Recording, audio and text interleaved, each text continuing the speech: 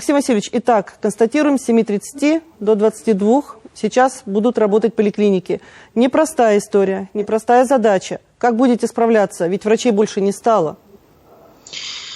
Для этих целей мы временно приостановили нашу диспансеризацию, профилактические осмотры, углубленную диспансеризацию. Это позволило нам освободить силы и средства.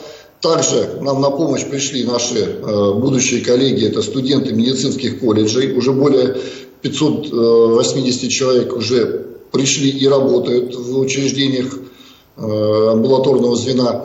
Также у нас трудоустроены и проходят практику наши ординаторы из Башкирского государственного медицинского университета. В понедельник мы ждем 5-й и 1-й курс Башкирского госмедуниверситета. Более 1000 человек уже влились в работу. В основном это крупные наши учреждения, которые локализуются в местах базирования наших колледжей. Это Уфа, Стерлитамак, Бийск,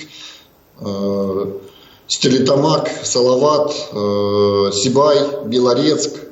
Это все там, где они есть. А также мы сейчас ждем действительно большую помощь от волонтеров, от Башкирского государственного медицинского университета, и выйдут люди непосредственно в первичное звено. Также с учетом того, что у нас ограничена временно диспансеризация, узкие специалисты также у нас задействованы на оказание первичной медико-санитарной помощи и работы непосредственно на помощь на дому.